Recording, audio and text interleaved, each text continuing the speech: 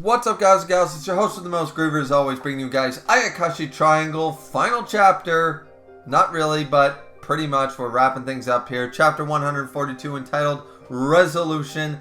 Did I hope this series would get better? Yes. Did I have high expectations for this series? Yes. Did I really want a long, overarching plot where things got more serious and we kept to character deaths? Abso-goddamn-lutely, that's 3 yeses, and none of that shit happened. This chapter is appropriately entitled Resolution, and almost all the character beats are bow, done.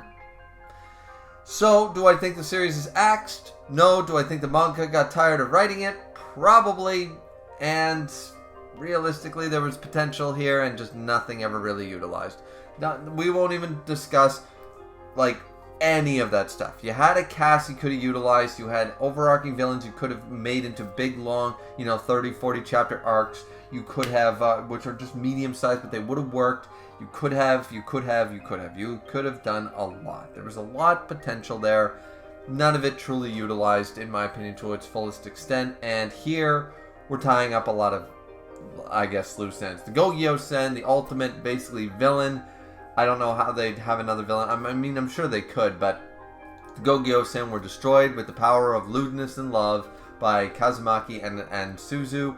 And, of course, Suzu has finally come full circle. Kanade and Shadow Mai, they all incorporate, boom, it's Amaterasu back in her form with all her power, her life halo, blah, blah, blah, blah, blah. Her guardian, Kazumaki, blah, blah, blah, blah. They use their power of love, and love, heart bomb, boom, destroy the Gogyo-sen. Shirogane regains all of his power, stomps out the last of the Gogyo-sen, looking like a boss. Probably the only good part of this. Well, actually, there's 2 good parts of this chapter. So Shirogane's back in full form, looking awesome, and I love this full-size Shirogane. Still doing the shamelessness and stuff at the end part there. Now, the other good part was that the parents actually tried to do something, but it was cool that they were going to attempt to do something.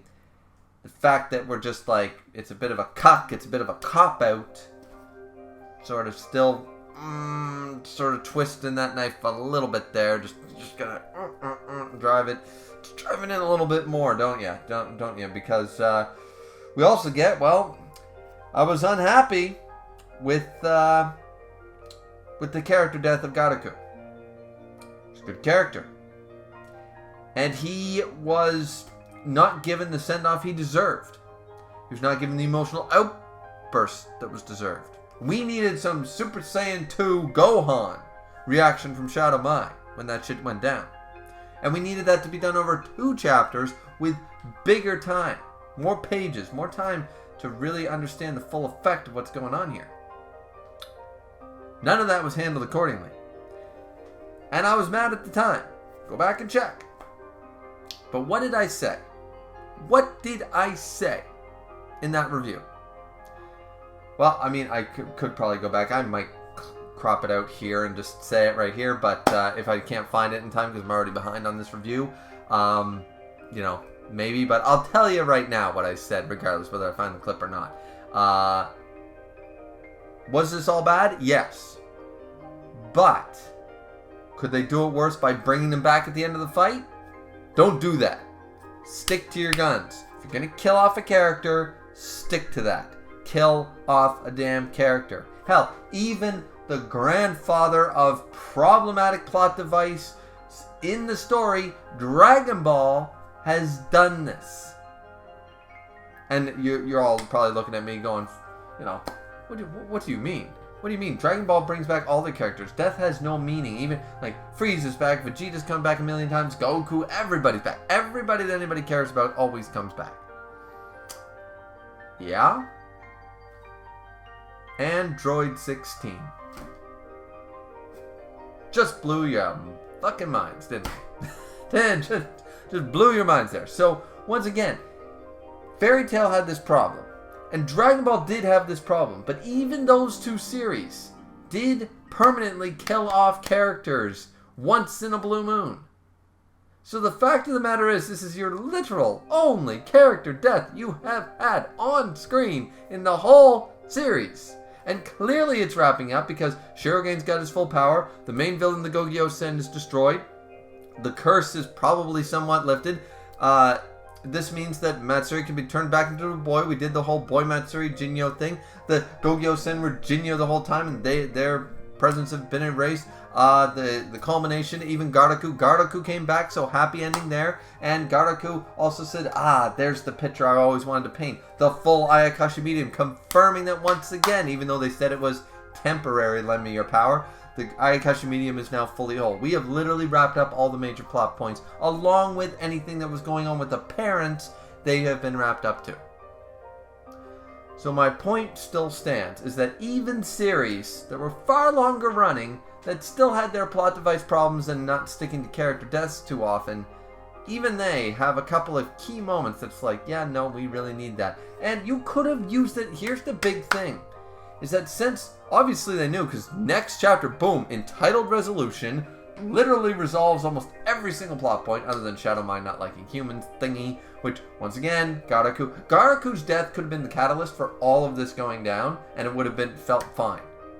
You know, Garaku makes Shadow Mind do some Super Saiyan 2 Gohan shit, you know, Android 16 style, does that stuff, and then it's like we have this big emotional outburst, blah, blah, blah. They calm her down, blah, blah, blah, and they recognize she has feelings and stuff, and she's like, I don't know how to deal with this. She's like, and then Kanade comes out, we do.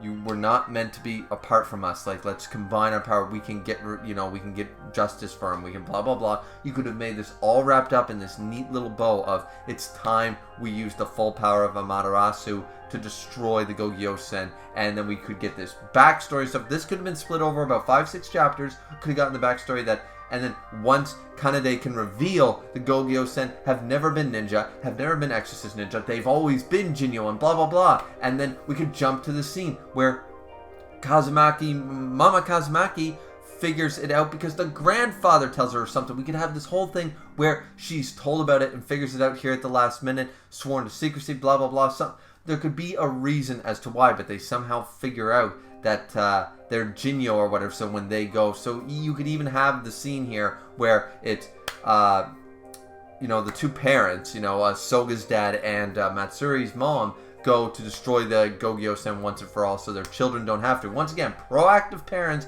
in a series where they're likely stronger than them, still to this day, where the parents go, you know what, instead of this whole leave it to the next generation because they're the main character shit, no, we are going to go, we're going to kill them so our kids can have happy lives. Good parenting. Yet it all boiled down to nothing in this chapter because we didn't do any of that. See, had you used Garaku's death as a proper catalyst, spread this out over half a dozen chapters, you could have done this. You could have explained the Gogyo-sen being Jinyo and why, you know, it's always been this revenge thing. They've been jealous of Amaterasu and blah, blah, blah, and all this stuff. You could give them a little bit of backstory. You could have done this stuff. You could have had it how they figured it out. They come into this form, they defeat the Gogyo-sen, and Garaku remains dead. Could have done that. 100%. They don't do that. They do not do that. And even if you wanted to split them up after that and have Shadow Mai stay as her own personality, her own body, yada yada yada, you could do that. You could do that. Then she picks up Garaku's pen, which has just an ounce left of his Crusader. She's like, I still feel him. He'll never come back, but at least I feel him close to me there. I can feel the warmth, blah, blah, blah. Could do some sappy shit. And then you could go on that she fully doesn't forgive humans or blah, blah, blah, but she's working towards it. Then we can jump to do the 10-year thing that all shonen, that all mangas do. We do the 10-year skip, and she has been continuing Garaku's work as a painter to bring love and joy to humankind, just like Garaku did, and have that storyline between those two come full circle. She acknowledges his feelings and follows off of what he was doing with the, you know, all that stuff. You could have done so much just by tweaking this a little bit. And now we're stuck. We are stuck here, ladies and gentlemen, with Resolution. Gogyo-sen destroyed. I guess they weren't that much of a threat. Shirogane randomly regains all his powers because, oh, well, we were giving off a lot of energy, and Ayakashi Medium came back together, and boom, I guess I stored up enough energy. Yay, convenient, right? You know, just enough to stomp out the Go-Gyo. Very inconvenient he didn't get that boost, 5 seconds before to maybe help out in the battle or something, because wouldn't that have been cool? Nah, I don't want to see Shirogane fight this giant demon cat, badass looking design, going up against this multi-limbed fucking Taoist destroyer of worlds. Nah, that doesn't sound cool or anything in a battle shonen. Nah, that doesn't sound cool at all. No, let's stick to panty shots. Let's stick to the panty shots because we don't want to see awesome action between two. No. We don't need to see that. And then, once again, not utilizing any of the real story beats here. They're still together, blah, blah, blah. I mean, and once again, the parents go forth so they don't have to deal with the kids doing the job, but they did the job anyway. What a cop-out was that? They're like, oh, they were Jinyo the whole time. Wow. I guess the whole Exorcist Ninja Association never figured that out for the last 1,000 years, that they're working for the 5 Jinyos. Like, are all the ninjas idiots? And how did she figure it out? Did they figure it out because they died, so no one ever felt the energy, no one felt the question? What type of expert exorcist ninjas are you if you don't realize that the guys you're working for are Ayakashi this whole time? That is bad, right? That's really, yeah. Oh, this chapter sucks. And then Garaku once again. Garaku comes back to life. The thing you don't do, you don't bring your dead characters back to life. Stop doing it. It's not cool. Oh, yeah, that's what I wanted to paint. It takes away all the meaning, which, once again, they screwed up the emotional impact of his death anyways. They could have done it well. They chose not to do it well and brought him back regardless. So, I don't know if I'm more upset by the fact that they screwed up his emotional death and brought him back anyways and did a double whammy of insult. Or... No, that's definitely more insulting because they did both wrong. There's 2 things you have to do when you kill off a character. 1, you kill off a beloved character. Don't kill off characters that nobody gives a shit about because you're going to lose out on... Nobody has emotional investment on badly written characters, A, and characters that are not liked by the fanbase, B. You always have to kill off. Joss Whedon, very, very good at this. Always killing off the characters you don't want to die. The ones that shouldn't die, that you least expect to die, but yet they still die. Joss Whedon is an expert at doing that. Here, they made the right choice. Garaku is a lot... Most people who still read this manga love Garaku. They love Garaku. I love Garaku. They screwed up his death. And then the death meant very little and went nowhere for emotions on the other characters. So that's a bit of an insult to Garaku's death. The weight of Garaku's death sort of petered out and didn't hold a lot of water. Very unfortunate. So we lose out on the emotional impact of his death. So we lose a good character while not really gaining anything from it. No good written chapters, no emotional comeback, no outburst or emotional trauma or Super Saiyan 2 transformations or anything from the other characters. No character arc development from any of the other characters as a result of the death, because you kill a character off to advance plot and other character arcs as well, and none of that is done here. So Garaku's death basically sat there being meaningless but still dead, so it sucked. And then to add insult into injury, what's the other thing you do not do when you kill off a character? If you kill off a character, you kill off a beloved one, and you do not bring them back.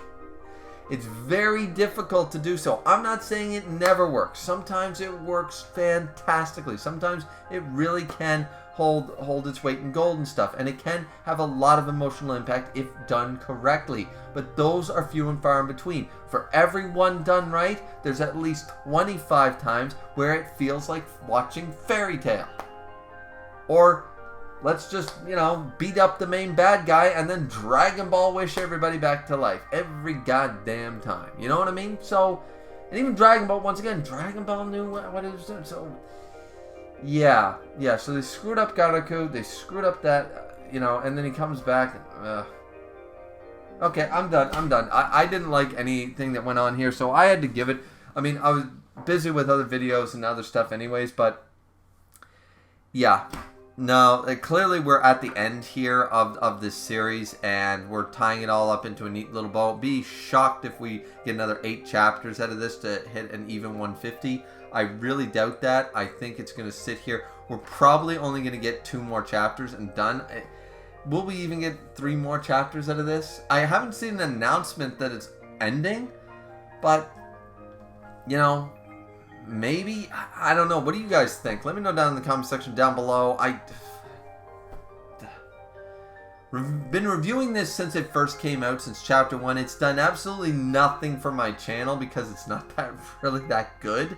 Very unfortunate because the art's fine and some of the designs are cool and stuff, and there was so much potential for the series, and I kept hoping it would get better, and it didn't. So, you know, it's done nothing for my channel over the years it's been out and stuff like that. So that sort of puts a damper on things too, is that realistically, and for it to go out like this when clearly it doesn't really, it feels rushed, but not in the way that, oh, it's getting axed rushed. It just feels like, yeah, they're just done. They're done with the story. Yeah, we don't really need to explain anything. Nobody cares. You know what I mean? Almost feels like that to me. So, what do you guys think? Let me know down in the comments. Like, comment, subscribe, I guess. And, yeah, how many more chapters of this we got left? Probably count them on one hand, everybody. So, that's it from me. Sayonara.